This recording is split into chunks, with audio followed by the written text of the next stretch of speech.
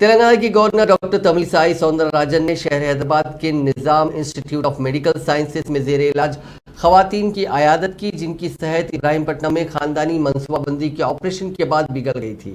گزشتہ ماہ کی 20 تاریخ کو تقریباً 34 خواتین کا خاندانی منصوبہ بندی کا آپریشن ابراہیم پٹنم میں کیا گیا تھا، تاہم 36 گھنٹوں بعد 4 خواتین کی موت ہو گئی تھی اور دیگر کی صحت خراب ہو گئی تھی، جس کے بعد ان کو علاج کے لیے نمس کے ساتھ ساتھ دوسرے اسپتال منتقل کیا گیا تھا۔ نمس میں 12 خواتین زیر علاج ہیں۔ ان تمام سے گورنر نے آج ملاقات کی اور ان کی صحت کے بارے میں ان سے بات چیت کی۔ بعد ازاں انہوں نے ڈاکٹر سے ان خواتین کی صحت کے بارے میں معلومات حاصل کی اور ان کا بہتر علاج کرنے کا مشورہ دیا۔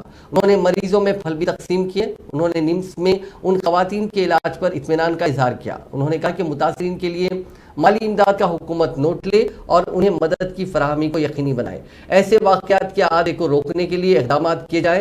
انہوں نے ڈاکٹرز کو انتباہ دیتے ہوئے کہا کہ وہ آپریشن کرنے کا ہدف بنا کر مریضوں کی زندگیوں سے کھلواڑ نہ کریں۔ فیملی پلاننگ کے آپریشن کے لیے زیادہ سے زیادہ خواتین آگے آنا چاہتی ہیں تاکہ اس طرح کے واقعات سے ان کے حوصلے ٹوٹ جائیں گے۔ خاندانی منصوبہ بندی کے آپریشن سرکاری اسپتالوں میں آسانی سے ہونے چاہیے۔ گورنر نے خاندانی منصوبہ بندی کے آپریشن کے بعد 4 خواتین کی موت پر گہرے دکھ کا بھی اظہار کیا۔ انہوں نے کہا کہ اس معاملے کی جانچ جاری ہے اور حقائق رپورٹ ملنے کے بعد سامنے آئیں گے۔ یہ جانچ آزادانہ اور منصفانہ ہونی چاہیے۔ گورنر نے واضح کیا کہ وہ ابراہیم پٹنم کے اسپتال بھی جائیں گی جہاں پر یہ آپریشن انجام دیے گئے تھے۔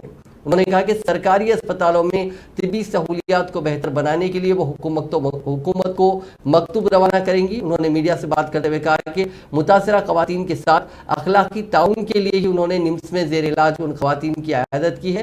یہ خواتین ان کے نمس میں بہتر علاج پر کافی خوش ہیں۔ ان میں سے بعض مالی تعاون کی خواہش کر رہی ہیں۔ وہ اس بات کی خواہش ریاستی حکومت سے کریں گی اور جو کچھ ان کے حدود میں ہے وہ ان متاثرین کے لیے کریں گی۔